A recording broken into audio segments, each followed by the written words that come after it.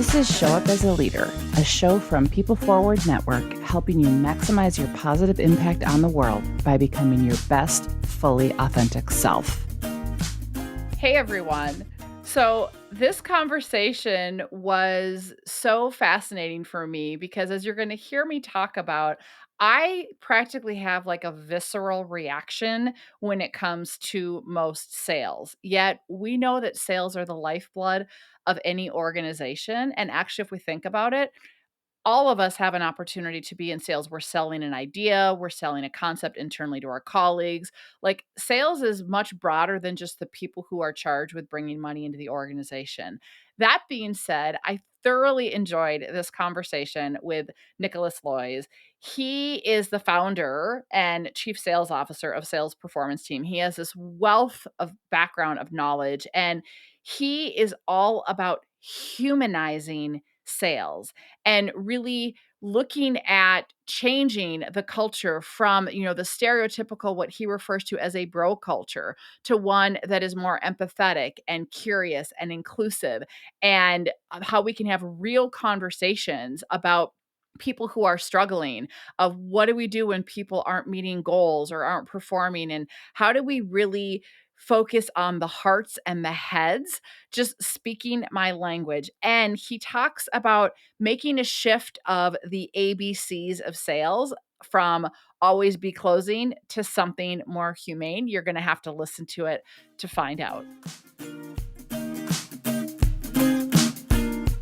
All right, Nicholas, I am so excited to have this conversation with you because, and this is for everybody listening, we all know, whether we want to realize it or not, that sales is the lifeblood of every single organization. And I would say to those of you listening that if you are not in a formal sales or business development role, every single one of us really kind of is. We're selling an idea, we're selling the organization to our colleagues, to others who might want to work there. So it's a really important conversation that we need to have that I don't think we've had yet on this show, and I think is super, super critical. And why I'm excited to talk to you is you are on a mission to humanize sales, which is just like speaking my love language. And so what I want to just ask you is, what does that mean to you when you think about humanizing sales? What is that? And tell us more. So, well, first off, thank you so much for having me on. Thank you for all that you're doing. I mean, I love the message that you and your company's doing, all that you're doing at your conferences and everything. So this is a treat for me. It's always great to talk to a fellow Midwesterner, right? So I love that, right? We're just good people. We'll all be stuck at a four-way sign and, stop sign and we'll be there forever. But no, thank you for all of this and all that you're doing and the conversation and pushing that conversation forward. And I'm honored to be your first person on, and hopefully not the last, to talk about the humanization of sales. And if you think about, so many jobs and so many job classifications probably have stigma attached to them, but I think sales has that the most. And sellers think that they have to have a persona. And we're going to talk a little bit about the bro culture and what that means and how I'm trying to eradicate that from all different industries. But really, if I think about humanizing sales, it's allowing sellers or salespeople to be real, to have real conversations, to kind of break down the barriers with whom they're speaking to, having the authenticity to say, hey, you know what, we're not the right people for you, so let's move on. And also to really think about what I call the ABCs of selling, which is not always be closing, which dehumanizes sales, but always be curious, right? So be curious about the other person that you're talking to. These are real people. If you're selling in a business environment or a consumer environment, these are real people with real problems, real families, and hopefully your solutions help them, and hopefully your solutions help bring them to where they want to go. And so we need to get to that. If you think about sales in totality, right, and I was just looking at some stats, and a lot of these stats are probably from 2023 and 2022. So, I don't think 2024 is going to be any better. A small percentage of the people make quota, right? Sales, about 38% of the people make quota. 68% of all buyers say they would rather have a salesperson-free buying environment. Well, if that doesn't say we need to add humanization to the sales process, I don't know what does, right? If that doesn't slap you in the face, if you're a business owner, if you're a leader of an organization, a CEO, a COO, or a VP of sales, and saying, hey, 38% of my people are only hitting their goals, right? Now, some of that could be that we're putting unfair goals and pressure on top of the organization. That's a different conversation for a different topic. But 68% of my consumers, my buyers, the people that I'm trying to trade with, right? Trade dollars for my services or for my products would rather do it without my sales team. And if you think about your cost center, well, one is your number one cost is probably the cost of lost sales, right? But we don't factor that in. And the second thing is you got a lot of manpower, female power, people power in that sales department, and they're wasting money and wasting your money and wasting your profit. And so let's talk about how do we humanize it? How do we make the sales process better? And I think that's just by making it humans working with other humans to solve goals. So how's that for a long answer to a short question? You talk about the salesperson and they do get a bad rap, and it's going to depend on industry, but I have such an aversion to this like idea of sales, and as a business owner it like shoots me in the foot. But here's the thing is I abhor nothing more than like going into a furniture store and having someone pounce on you, or going into a car dealership and I'm like, you go pick out the car for me and let me sign. I don't want to deal with those people, right? So I kind of can get that. And like even just the outreach you get from people that is just like so blatant, like you don't know a darn thing about me, but it just I hate that. But when you don't feel sold, when it's like I've made an authentic connection relationship with you and you've been curious about me and I'm like, huh, you actually could help me or whatever. And I view it as someone's actually adding value and a solution that I need. I don't feel like I was sold. I'm like, I am so glad that I had a conversation with her. I'm so glad. So there is a completely different experience. And for someone like me who has like literally a visceral reaction when I hear sales, like this is why I want to have this conversation with you. So this is like, oh my God, right? But let's talk about it. So I love that. So let's talk about that human side. Because one of the things that really struck me when you and I met prior to this was talking about people who are doing these difficult roles, right? And if they're taught always be closing versus always be curious, I love that shift, by the way. But, they're people too. And I think when you aren't meeting quota and you're getting beat up, and you have people like me who have an inherent visceral reaction when I hear sales, that's got to do a number on our mental health. There's a stereotype, but probably tradition in the sales culture, right? A lot of substance use, a lot of just coping in unhealthy ways. It's the go, party, et cetera, type of thing. And there's a lot of that in there that I don't think that we talk about. And I think it gets a stigma, and I think it just exacerbates stuff. So can you talk more about that human side of these are people who are trying to sell or trying to grow a business or trying to grow an idea, and what we need to be considering to humanize sales? It's interesting. There's some the last name. I think his first name is Chris, and I think his last name is Orby. He's a seller, right? And I think his passion project, especially during COVID, was to talk about, let's call it the dark side of sales. And the dark side of sales is really, people struggling with mental health issues, right? And I'm all big fan of mental health awareness and having these open conversations, and everybody could use help. And if you think about it, 25 to 30% of the population has some issues that they're dealing with. So let's talk about it and let's address it as humans. Substance abuse, right? Certainly we do things to mask that and maybe put false bravados out there.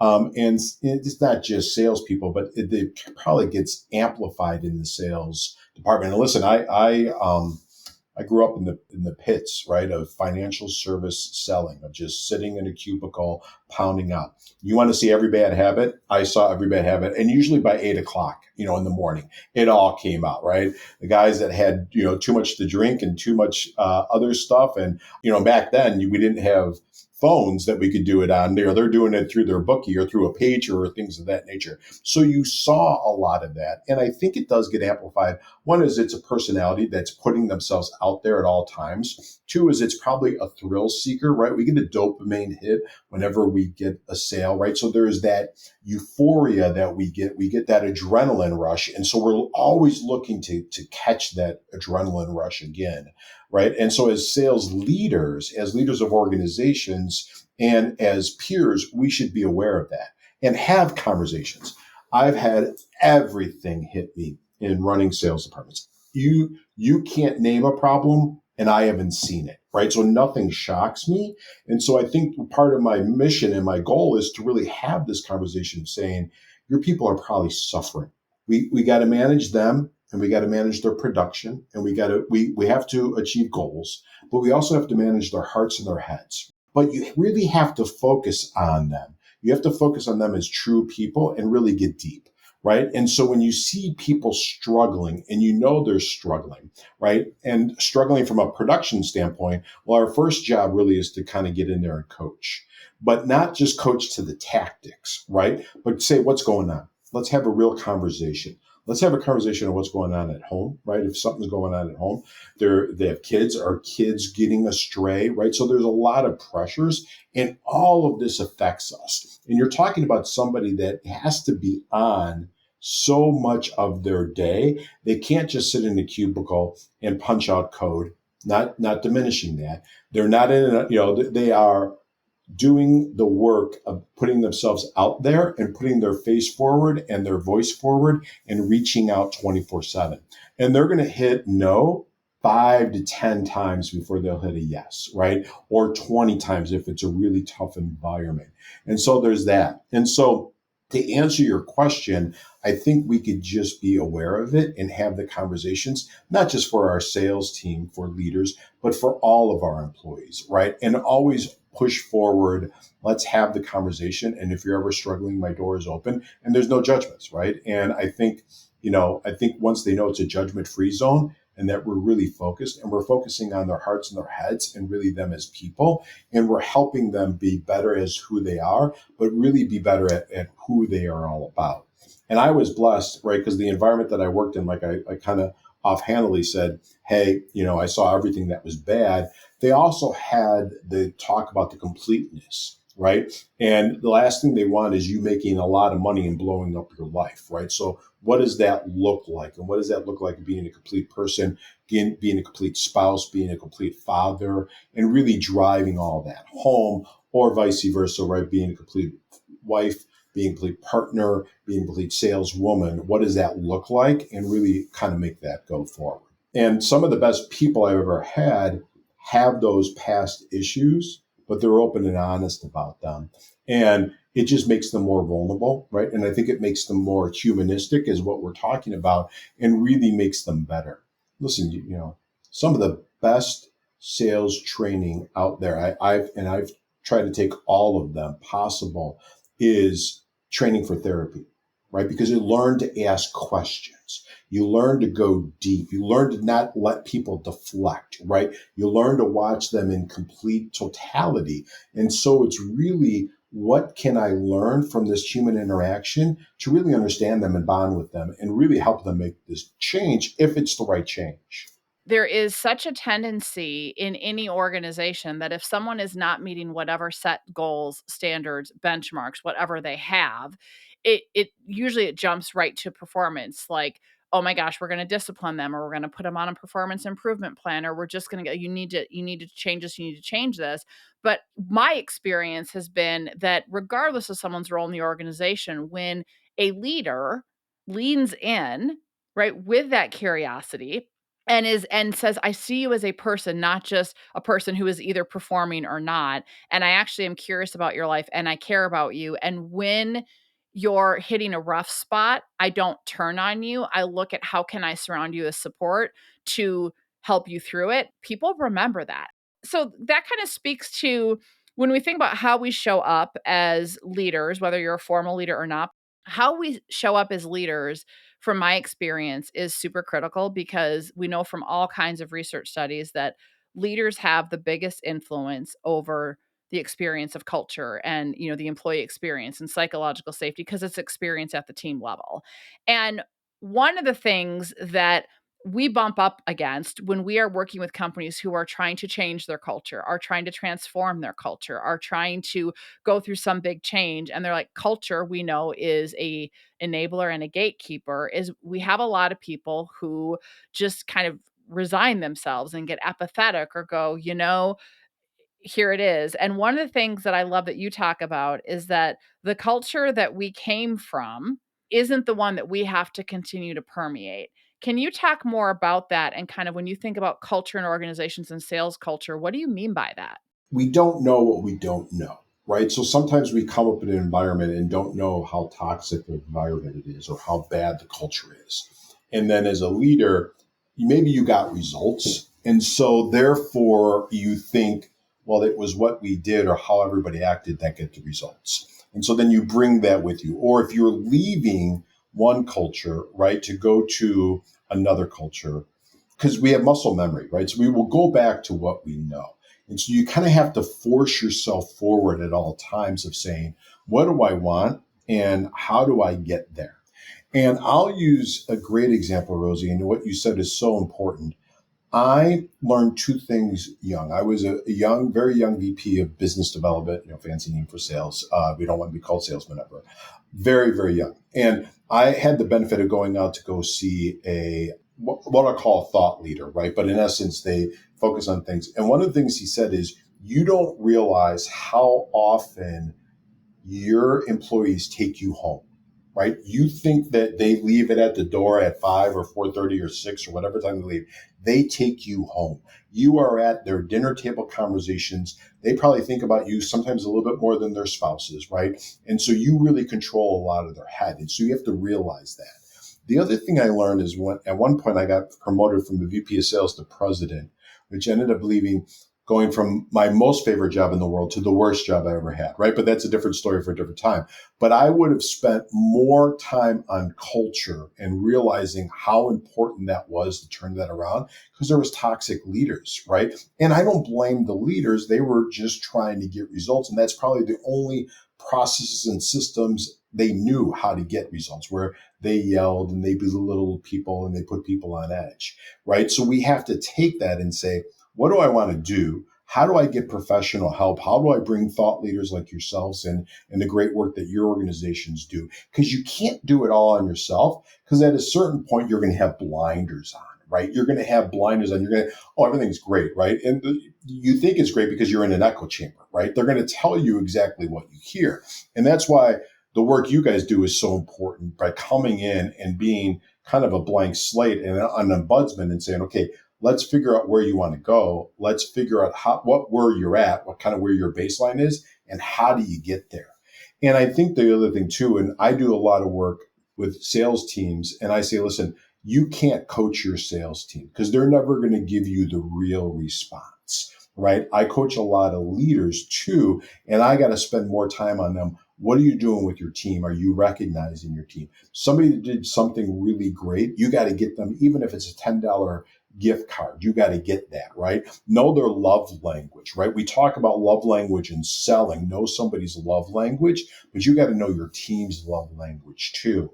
But that's so important, right? And everybody is different and everybody wants different things. And you have to really figure out the motivation, but also figure out what's the environment that you want to do and what's the environment you want to create. And a lot of it gets amplified. We kind of teased a little bit about the bro culture, right? And I think it's probably important to go into that. And a lot of that gets amplified, certainly in the movies, right? If you think of The Wolf of Wall Street, or when you think of the typical salesperson or sales culture. But quite frankly, it's probably equally amplified on Instagram and TikTok and all these other places, because that stuff could go viral and that's where they are at.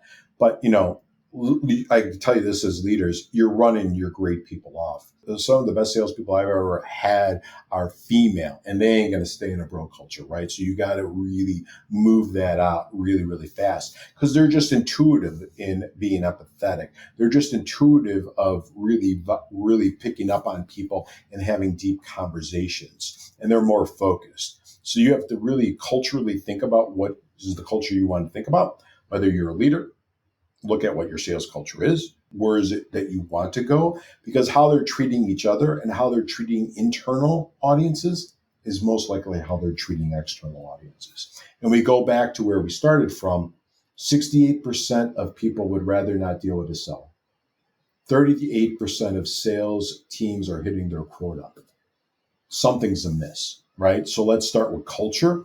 Bring you guys in, the work that you guys do, to have an honest conversation, and be committed. Be committed to change. Change is tough, right? It's easier to go back. These things are easy to cut because they're kind of soft, but I would argue that culture beats anything else you could do. Culture beats strategy. Culture beats everything else that you could do 24/7.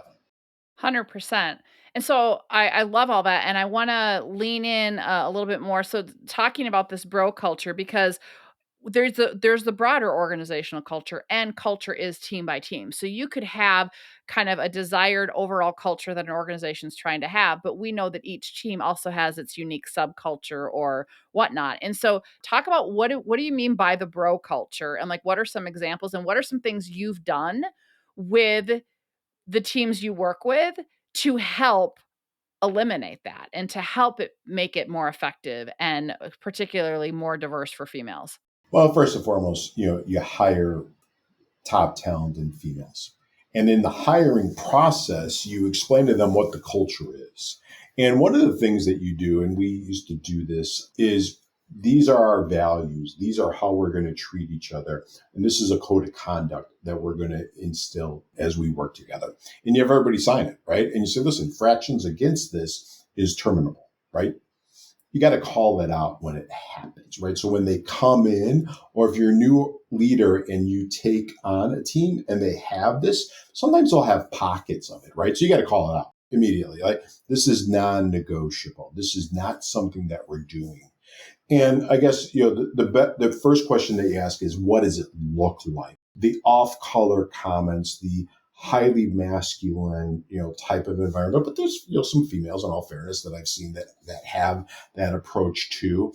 It's the win at all costs, and I'm going to run over everybody in the organization to win. I'm going to steal deals from other people when I shouldn't. I'm going to steal leads from other people when I shouldn't. And, that's just a very uncomfortable work environment for everybody.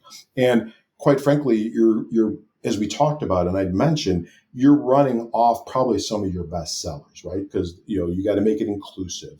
There are studies that show that, people that are not extroverts but introverts are probably better sellers, right? But they're not going to last in that culture if everybody is extroverted and pushing them. And it just makes them feel uncomfortable. So you got to make sure that everybody's heard. You got to make sure that you stand and walk your talk, right? You got to make sure that you are constantly reinforcing it so that you repeat it so often that when you start to say it, they roll their eyes because they've heard it 50,000 times prior to that, because it won't sink in unless you do that.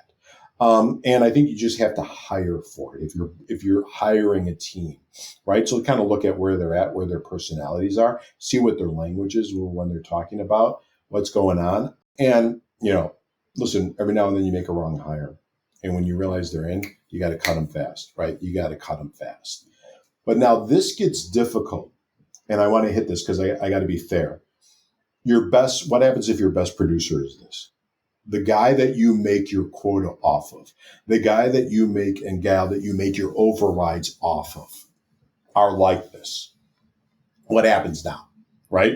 Because we still got to pay our mortgage. We still got to bring our objectives and hit our quotas and hit our goals. If you're a private equity environment or a venture capital environment, you got a lot of stuff you got to do. So now it's easy for two people on a podcast to say, oh yeah, just do this, right? But now let's get real. And this is where it gets tough, right? And this is where you got to have a really heart to heart, right? And you got to say, listen, here's what's going on. And be honest with you, you're a phenomenal producer, but the culture that you are creating doesn't allow me to bring others to your level of production because your personality is driving everybody out or is causing them to not jive with what I'm trying to jive. And sales, the old analogy of a sales team is a gun knows a gun, right? And so a salesperson knows another salesperson. Younger ones will follow the biggest producers and how they act because they think that's what they're supposed to do. So you really have to have an adult conversation with those that are doing it, especially if they're the largest producers, and say, listen, if push comes to shove, I am so committed to this culture that I'm going to have to push you out the door. And none of us want that. So let's work on this together, realizing that I'm never going to call you out in public, right? But I'm also going to call you out in private. Realize that we're creating an environment, and a locker room environment ain't going to work, right? And we're trying to breed champions, and we're trying to breed an environment where I can constantly bring other professionals in to be as productive as you so we all hit our goals, right? But That's easier said than done. And I got to call BS on my own self saying, oh yeah, just change the culture. It's hard work. 100%. And it's interesting because I was thinking like beyond like salespeople, you can take other areas like pick law firms or pick medicine or pick some of these other where, oh, you know what? This is one of our top billable hour fill in the blank. And same thing, but guess what? They are absolutely eroding the culture, and I think so often there is that dilemma. Just because this person really excels technically or whatever what they do, and yeah, they bring in money, but what is the cost? Organizations overlook it because they feel like they can't afford to lose this high producing, high billable whatever person. It doesn't mean you have to let this person go. Like we've quote unquote rehabbed people. Not everyone can be. They got to be willing to lean in and do the work. Like we're not magic wands, but you're right. It's a very challenging conversation. And I think so often, whether people are short staffed or whatever, but they have a narrative that tells them they're stuck and that they can't deal with it. And I just think that's really unfortunate because the bigger, longer term consequences are far worse than leaning into and taking a stand of this isn't okay and we need you to change some things. And we're here to help you if you want to do the work, but if you're not, then it's a different conversation. I think let's go to the other side of the coin too, right? Because I sometimes think as leaders, it's not, we allow the low performers to stick around too, right? And we don't have the intestinal fortitude, right? Or you're like, well, what I got is at least producing something. But everybody else sees that, right? And so if you're going to be, okay, I'm having a high performing culture, and that means a lot of different things, right? But it also means we're going to act, responsible to each other. We're going to treat everybody with respect and dignity and all this. But it also means that we kind of hit our numbers and we are productive. So therefore, I kind of have to get rid of the non-performers, right? And it's most apparent in a sales environment because numbers don't lie, right? There's the production aspect of things. And so if you're committed to do that and doing that, because that gains credibility with the team, then you have to be equally invested in the top performer that is going afoul, right? And he is producing, but what it will do is it will allow you to have that level of credibility with the team. Because every time you say, well, this is the culture that we're doing and we're non-negotiable, but the high performer acts in a non-conformist way, that causes a problem. And I think it's always best that, I think stories sell, right? And I like to use stories and parables, right? So if you think about one of the greatest shows out there, I think for all workplace environment, drama, and learnings is Ted Lasso. Well, there was one point where he had to bench his star player because he was so corrosive of an environment. Now, obviously, I don't want to give away, but at the end, there was redemption. But he had the tenacity to do that. And as a leader, that's exactly what we're talking about, right? So you're going to have the conversations. You're going to have the work. Maybe there's a peer that you're going to lean on to have the conversations. And if not, then you have to say, am I willing to bench, right? Am I willing to bench this person and work them out of the organization to get to where I need to go? Or is it just talk? And if it's just talk, then bring professionals like the Salvio Group in to help you through it, right? Because sometimes it's out of our skill set, right? We're just really good at X, Y, Z, and this is bigger, and so I need to bring the professionals in. And so I want to talk about, so speaking of, kind of the leaders having these conversations, the other aspect that we definitely need to talk about is that transition. And this isn't just in sales, this is for anything, but again, your focus is sales. But when somebody has been really good at whatever they do, they're a good salesperson, they're a good lawyer, they're a good physician, they're a good this person, customer service, etc. And now we've promoted them into a formal leadership role, which is fundamentally different. Talk about how you help salespeople transition effectively into a role of, now my responsibility is to grow and develop others. It's not just about me and my accolades and my, pocketbook anymore. Well, you hit it on the head, right? So I always say on Friday they are your number one performing salesperson. On Monday, they became the leader of the team. Nothing changed over the weekend, except maybe they watched some football and and went to Costco with their wife, right? Nothing's changed. You haven't given them the tools and the modus operandi for them to really achieve what they need to achieve. So you have to have that switch and you have to have that conversation. And it should happen 3 months before you transition them into the new role. It never does. And so now we're brought in and we have to kind of clean it up. And so what we have to do is you hit it on the head.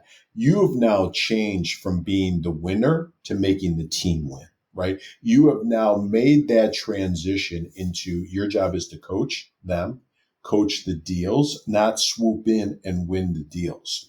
And I'll use a story. I was just working with a client and it was mid-year and they were getting pressure on quota, right? And it was, he needed so-and-so to go visit go visit a couple key accounts on the East Coast. And I said, okay, well, and he was lamenting that the person hadn't booked his flight yet. So, well, you got to find out what's going on with the family, right? What's going on, why he won't leave, why he won't do this. And he goes, well, I'm going to give him a week. And if he doesn't do it, then I'm just going to book it and go see the clients. I said, no, can't do that. One is you've eroded everything that you'll ever do. You cannot swoop in and be the savior. And it goes back to how we started talking about salespeople and wanting that dopamine rush, right? Wanting that adrenaline, wanting to come in and said, I saved this deal and I brought it in. We are trained to be hunters, going out and getting the food and bringing it back to the tribe. And so you have to stop that, right? So now your job is to coach them. Coach them up or coach them out, right? That's all. Do it fair and do it well. But your job is now to coach them along the way. And the worst thing you could ever do is just swoop in and try to save them. Or worse yet, say, well, if I were you, this is how I would do that, right? No, you got to have a really good game plan of how you go about it with them and say, okay, let's walk me through. What's your approach to this account? What's going on? What's their hot button? What does their discovery look like? What do our notes look like? What do we know about alternatives that they're looking at, right? And we don't have to go into the entire sales process that you do because that would be boring. But what you really need to do is say, I am now not the savior, right? I am now not the producer of my own destiny. I now have a team of 3, a 5, a 7, a 10, or 20.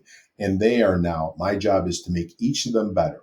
Who are my A's, right? Who are my B's and who are my C's? If I got D's, I got to get the D's out. I got to move the C's to B's. I got to move the B's maybe to A's. They may never move to A's. And I got to make the A's as good as they possibly can.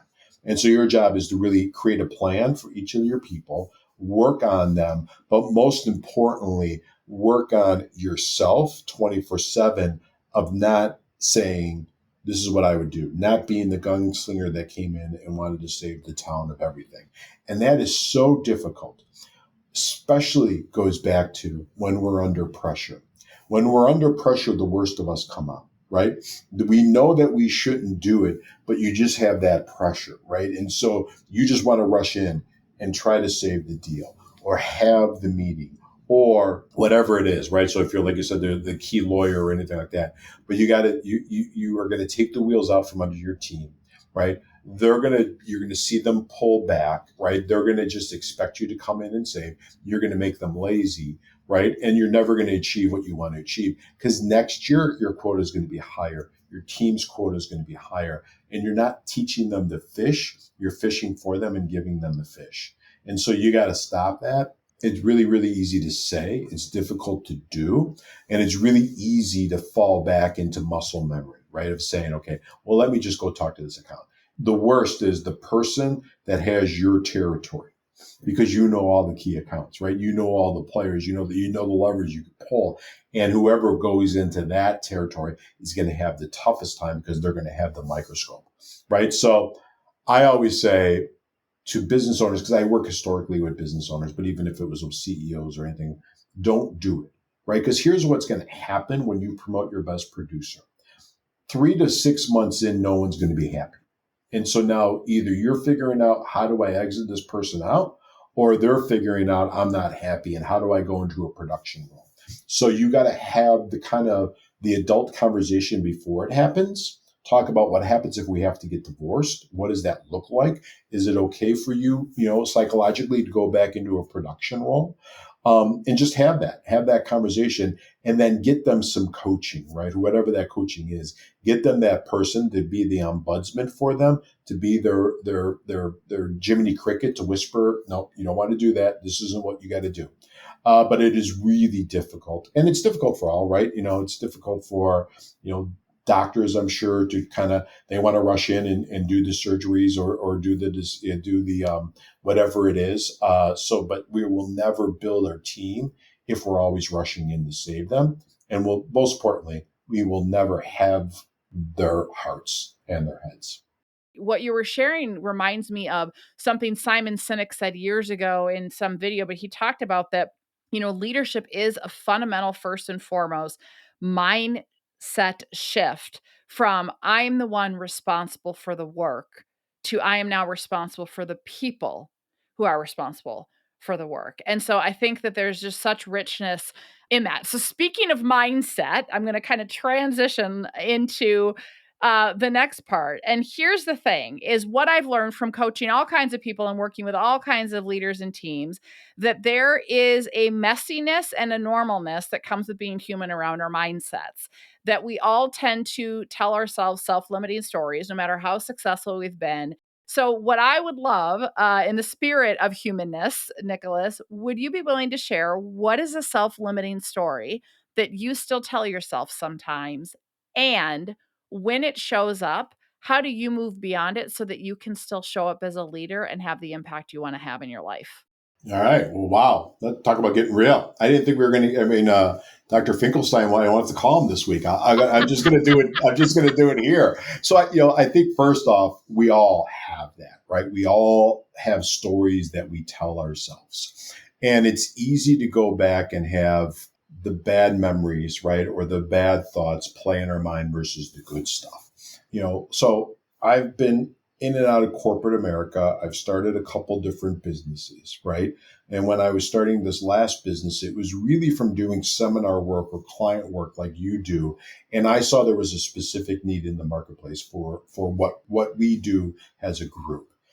But I asked myself, is it that I'm carrying the brand, right? And so the brand was allowing us to break through, or was it my IP and my knowledge and my history? And will I be able to create something? Can I create something that's just bigger than an individual book of business, right? And so will the world accept me, and will the world accept my IP? Once a month, I have to have that conversation, either with Dr. Finkelstein or with myself while I'm shaving, and just saying, yes, you have value, you have things that you have to do. And I'm not saying it's not imposter syndrome, because I've been doing it long enough to know. But what it is like, what will happen if I put myself completely out there, completely authentic, completely trying to embrace this in the marketplace, and the marketplace says no, right? Well, the marketer in me says, well, it's just a test, right? So that just means that we just didn't go to the right audience, the right ICP, things of that nature. But we all say that, right? And so there are times where I'm like, not am I good enough, but will the world accept me, right? And you have to, the answer is yes, right? And the answer is you will only know until you go out there and try, i.e. is this marketplace, new marketplace, are we willing to break through that? And the answer has always been yes every time I push myself through. So the first thing is having that conversation with yourself, right? And if you have a peer group, which everybody should, or if you got a support group, or you have somebody to get that conversation, why is this going on? Why is Jiminy Cricket saying, no, don't do this in my mindset? And then the second thing is realize we all have worth, right? We're all here, and we're only living up to a certain potential, and we could bring so much more if we play all in, right? We go all in. That's trite, right? And I know that's probably, it shouldn't be on a Hallmark card, right? But it is. And so I got to just push myself through, but I have to have the conversation of saying, yeah, of course I know what we're doing, right? Of course I know where we're going. Of course I know that right now I'm launching a new, let's call it a business line for what we do. And, it should have been launched in December, right? So what's holding me back a little bit? Okay, let's push forward, right? So there's the investment of capital, there's the investment of opportunity costs that you worry about, but there's also the intellectual investment, right? And the persona investment. So what happens if I launch this in the marketplace and it doesn't succeed? But what happens if it does? So you have to kind of push through. I use this story, Rosie, and I remember I had a mentor when I was launching my first business. And I said to him, when do you stop being afraid? When do you stop being nervous? Because I'm afraid every day. I am nervous every day. I've been doing this for 25 years and I'm nervous every day. And so then I realized that all entrepreneurs, all small business owners, all people have that level of anxiousness and nervousness. And maybe that's okay, right? Because we're kind of programmed as mammals for safety, right? And so, there was the people that went out to either they got eaten or they came back, right? And they came back with new land or they came back with new food. But so we're always kind of in nervousness. And so we have to kind of push through. And I think you realize that everybody is. And sometimes people have that anxiety and that nervousness. And it comes back to what we started talking about with the bad habits, right? Or the bad behaviors or using different coping mechanisms. Listen, I'm the first to pour a martini, but I can't pour a martini every day, right? I don't do them during school days, right? So it's, the Friday martini. But if you're doing 3 to 4 every day, right? So we kind of have to kind of push through. So that's a great question. I'm going to go back and listen to this 15 times of how I answer it, especially when I don't do something. But that's a great question. Well, and what was coming up for me. So one, thank you for your courageous vulnerability and sharing. And what was coming up for me as you were sharing this, because I've asked hundreds of people this question, is that reminding yourselves we're not for everybody, and that is okay. Like nobody is for everybody, right? But it's reminding ourselves of that because we make it very personal, or we make it mean something about our value, or we make it mean whatever. And I know I can do that as well. So I'm sure there's lots of people who will resonate. So thank you for that. All right. Are you ready for quick questions? Oh, we got more. Okay, great. Yeah, absolutely. I'm ready. Yeah. I really being vulnerable. All right, here we go. Fill in the blank. Living authentically is being Nick every day. You were created by a creator, whatever you believe, but you are here for a reason, and listening to that inner voice and doing what it should do, as long as it's doing something that's good, right? And that's focused. Absolutely. All right. When the world is presenting an opening, but you don't feel like showing up as a leader, what do you do? You have to show up, right? You got to put your boots on, right? You gotta go. All right. What is something people would be surprised to know about you? I was a professor at a university in Chicago, an adjunct professor in my 30s. So I was really, really young and maybe thought that might be a career path for me. I was for my graduate school. I was one of the, let's call it the people that they used in their advertisements. So my face was on billboards up and down Chicago and in Crane's Business and in the Wall Street Journal and in the Chicago Tribune. And I think my grandmother called me every time she saw it, which was 5 times a day while they were running that campaign. She's like, Nick, you're a model. I know, I was a model and I had a hell of a lot more hair and I was a lot thinner and I looked a lot better. It was back, I won't age myself, but, probably had suspenders on and a suit and a Brooks, but yeah. So people won't realize that, but those are 2 things that most people don't know. I love it. The man of many careers and then some. That's awesome. All right. What is your go-to song?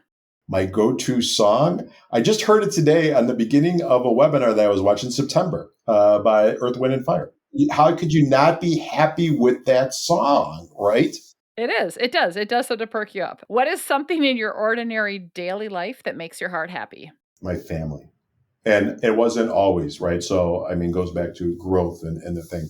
My family. I'm so proud of everything my wife's achieving and the family we've built and the kids. And my son has done a phenomenal job and it hasn't always been without adversity. And my daughter too.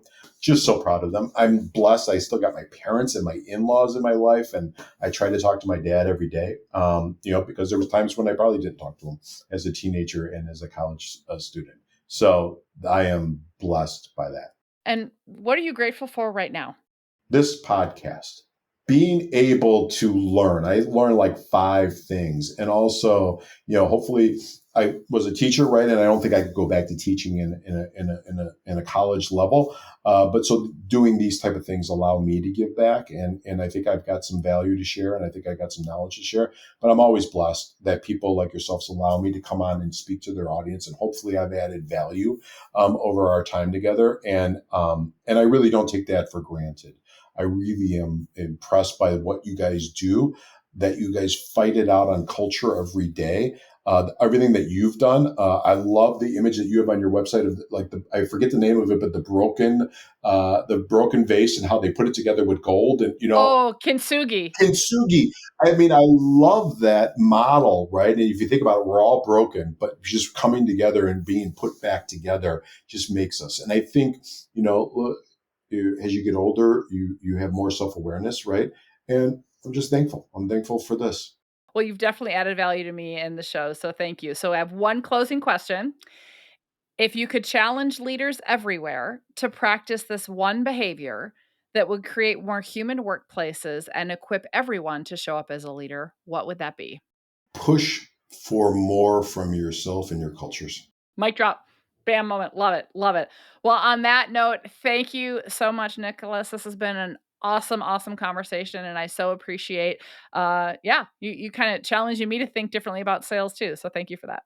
Well, thank you, Rosie, for everything you do. I knew it was going to be great just talking to another Midwesterner as I started out. And, we could all do better as sellers because of the fact that goes back to what we talked about. Most people don't want to interact with salespeople. So let's do better as salespeople. But most importantly, let's do better as sales leaders and hold our people more accountable. I'm Rosie Ward, and this is Show Up as a Leader.